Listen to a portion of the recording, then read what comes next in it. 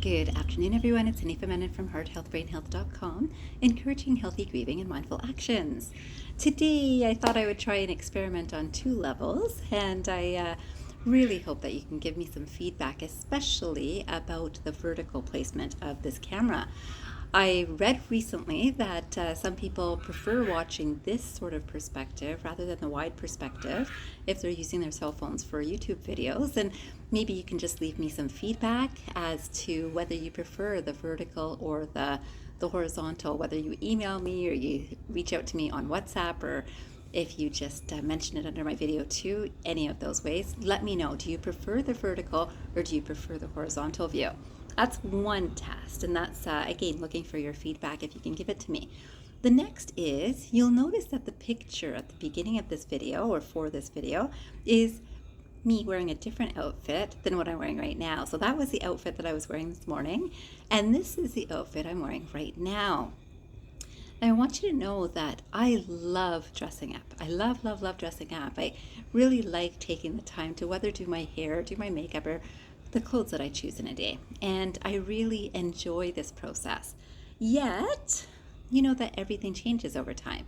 And one of the things that I was reflecting on today is how many people do not see beyond superficial looks of things. And I know that other people have had this experience too on places like LinkedIn or social media, where someone reaches out, and it's almost like a free dating site, or that's what I feel it's turned into, that a lot of people reach out just to connect with someone, just to chat. And, you know, maybe I can get your WhatsApp number so that we can chat there. And I know that it's those situations that are more like dating rather than a professional connection. And today I wanted to make sure that we understand that even when I'm speaking of deeper spiritual truths, there is this understanding of I am not the body, I'm not the mind. And let's think about that. Like, what does that mean in terms of our day-to-day?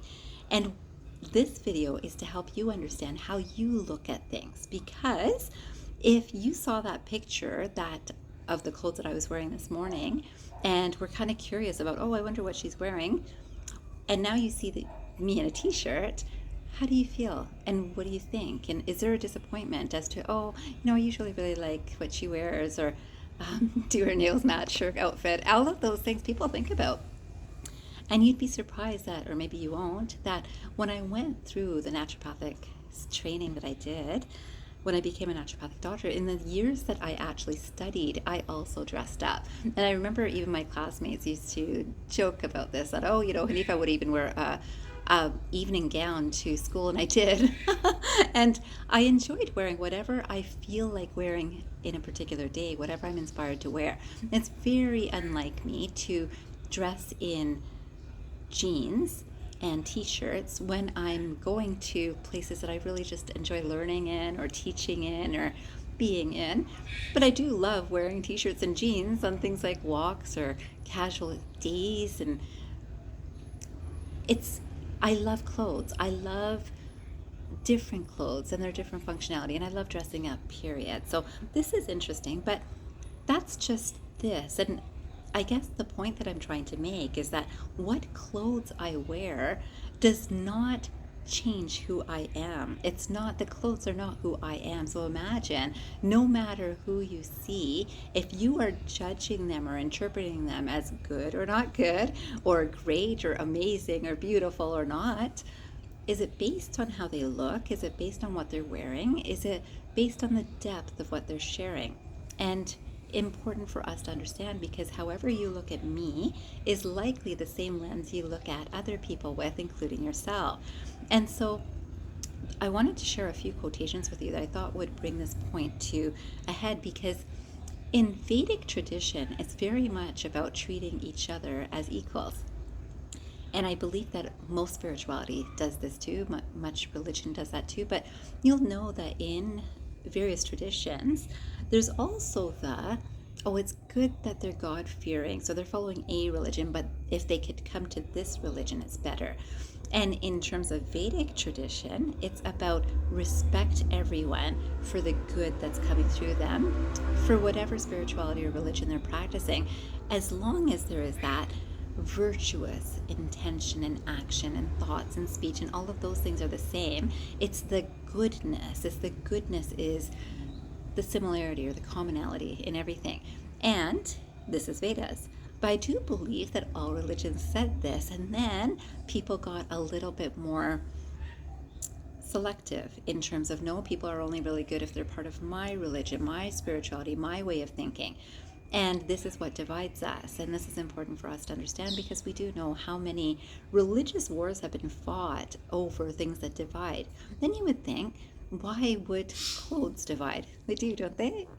They If you look at someone who's well dressed, do you give them a bit more respect? Do you actually think that they're wealthier? Do you think that they can get you somewhere that you'd like to get? Is there something for you to gain in it? And quite honestly, clothing or anything that's on the surface of a person, we often like because it reflects us somehow, or it's something we aspire to be. And what does that mean? We're comparing ourselves. Where am I compared to that? I wonder how old that person is because I think I'm older than them or I think I'm younger than them. And we use the physical to make these judgments and opinions about people before we even speak with them. And I know that there's all sorts of experiments that have been done and some great videos that are out there about these experiments where literally people are put into a dark room, never seeing each other. I remember seeing this wonderful video. So they were all blindfolded. They were sitting around each other and speaking with one another. And people had to kind of guess who was what kind of person, what kind of profession, because people felt that they can actually read people pretty well. Then they turned on the lights and everyone was shocked with who they were speaking with and who was in the room around them. And this is an easy experiment for us to do on ourselves, but something like this video I hope will direct your mind to understand your mind. How are you looking? How do you judge outside of you? Because that's how you judge inside of you. So here's the first quotation I wanted to share, which I thought was very useful. This doesn't have an author, but it says, if the whole world was blind, how many people would you impress? If the whole world was blind, how many people would you impress? And this is so important. I mean, whether I look at friendships, whether I look at employers, whether I look at fellow employees, whatever I'm looking at, and depending on my role, how do I judge others? How am I judging others? Is it because of the external, or is it because I can see some depth in the person that I'm speaking with? And do I like depth, or do I like to keep it on the superficial? That's for you to figure out yourself. The next quotation that I came across, which is again very much in line with Vedic thinking, it says, if we get our self-esteem from superficial places, from our popularity, appearance, business success, financial situation, health, any of these, we will be disappointed because no one can guarantee that we'll have them tomorrow. So important. There's such a distinction between the things that are transient and impermanent and the things that are forever and eternal and always with us. And this is the things that are inside. So when we're doing spiritual development, when we're growing internally, this is the space that people can't really see, but really do feel. And this is important for us to understand because we have become very superficial. We make judgments of I like this person, I like this person more. I compare this person to their looks last year versus this year. I can say, wow, they really let themselves go. Or I can say, wow, I think they got a facelift. anything. And all of this because we're comparing to ourselves that, well, when I was that age, I didn't look that good. Or when they were here last year, they didn't look that not good. Whichever way we look at it, really important for us to understand our own mind's thinking because then it helps us understand how we look at ourselves. And I think we all know that the superficial level, it doesn't go so deep, does it? And in this, it's not something that helps us in a long life experience. This, imagine people who are, let's say educationally, we'll say children from the beginning. A child does fantastic on their exams and got first place, it got 100% on an exam. They're the top of their class in whatever, math. Math, they've done 100%. The very next time, their next exam, do you know how much unease is on that child to not fall to second place?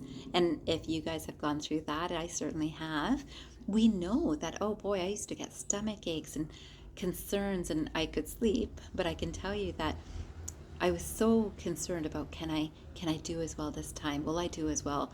And then you get to higher and higher education. It's like, okay, I just want to make this mark. This is if I can just pass this course because I don't even like this course and I don't even need it and what I want to do. All of that we're aware of. And yet it's also linked with that initial training of, oh, I got to do this well. And sometimes it's because of the people we share it with. So kids tell their parents, and their parents, fantastic, that's so good, that's wonderful, you'll do it again next time. Next time you can do this too. And I remember I certainly was trained with this whole idea of, oh, you got number two. You got number one last time, so what kept you from being number one this time? And really does not celebrate what our achievements are today. And really important for us to recognize this because, again, this thinking then permeates into our psychological world. Now I'm going to judge you on what I think is useful. And it's a measurement compared to others. It's a measurement. I compare you with the other people that I'm interviewing. And I think, oh, you know what? You speak better. You look better. You dress better. You have more years of training. Whatever choice that I use, but it's usually in some sort of measurement. And many of us, have lost this awareness of the depth of a person. So, a lot of people can say all the right things in interviews. A lot of people can say all the right things in friendships. There's a lot of people who can say all the right things in a lot of situations because they know the right things to be said. The right things, meaning what might please the person who's hearing. Is it authentic? Is it truth? This takes a little bit of discernment. Discernment can be trained, it can be learned from learning about ourselves spiritually. As we learn this skill, we learn how to discern for the best benefit for our evolution and for the energy we spread with others. Because imagine if I have learned that I'm going to compare myself with you, and wow, you look fantastic, and everyone says you look fantastic, and it makes me feel small. If that hits my ego and it shakes me up, people around do not mind. They don't mind. And, this happens in the movie industry, this happens in models, this happens at that sporting, because we see this person's at the top right now, and then they fall. And this is the thing, that nothing that is fantastic today is necessarily going to be fantastic tomorrow. Can we look at things with more of an even mind, with compassion and empathy and love for the individuality and uniqueness that each person is? I hope we can. In Vedas, they talk about this idea of Maya. And Maya is this sense of illusion. This illusion includes this thinking that something will be forever. So whether from ourselves or from the people that we look at, this person's beautiful and they're so beautiful. And then, oh my goodness, I saw them a year later. They're not beautiful anymore. And imagine the energy coming from me as I judge that way, because I haven't even found out, are they ill? Is something happening? Are they okay? But I don't look at myself. I'm judging. I was judging then. I'm judging now. And there's no compassion in this space. Now, I might say, oh, I hope they're not ill. They're around my age and I wonder what's going on with them. So selfish, right? It's all of it is selfish. It's when a person looks good and it makes me feel good to be with them. I'd say it's my best friend, and I like that we look good together because, this is a decent person to walk around with. People do this in relationships. People do this in all sorts of situations, and we all, consciously or not consciously, do this. Please make sure that certainly as adults, and if you're listening to this video, you have some awareness that as adults, we've carried on some patterns that as children we used to compete with each other. As adults, if we're thinking of unity and working together, whether with our families or whether with companies or whether with the world at large, it is important for us to get back to this spiritual space of truth, of knowing the things that are unchangeable and eternal. So that was the second quotation. A final quotation I wanted to finish with today is this one, which also doesn't have an author, but very meaningful. It says, and maybe you've heard it, it says, people were created to be loved. Things were created to be used. The reason why the world is in chaos is because things are being loved and people are being used. So important. When we look at this, I look at actually some of the clients that I speak with, and this is actually not unusual. You might be noticing this in your friend circle.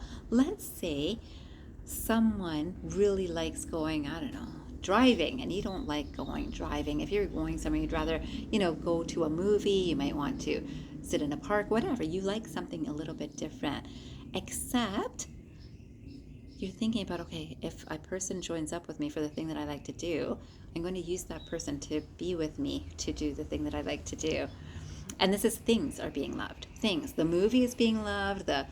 I get to do things my way is being loved. And we forget about the person that we're with, or the person that we're joining with, or the person or the connections that we're making. And this is really important for us to understand, because again, this is why the world is in chaos. Things are being loved. What people love, their cell phones. We know this, that no matter what, whether it's a working class that's using it for emails, people do not put them aside. So you're with a friendship or a relationship that's really important to you, really meaningful, and yet checking the cell phone, because we love the cell phone. Someone takes the cell phone away, we're more upset than someone pulls the friend away.